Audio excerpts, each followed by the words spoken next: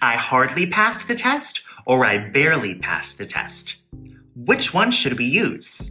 In English, if you hardly or barely did something, that means that you almost didn't do it or you did it very little, so they have almost the same meaning and can be used interchangeably in many situations, but there are some situations where they are not interchangeable. Between these two sentences, the one that natives would almost always say is I barely passed the test because we use barely and not hardly to say that we successfully did something, but we almost weren't successful. We can also use the word just with barely for emphasis, but we typically don't use it with hardly.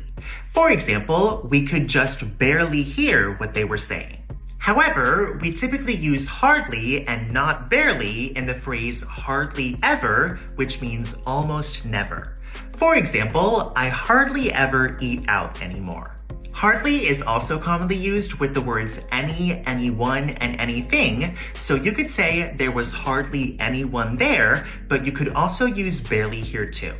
Finally, hardly has other meanings that barely doesn't have, and you'll find them in the caption, but these meanings are more formal, and in general, barely is more informal than hardly. Now practice using barely and hardly in the comments below.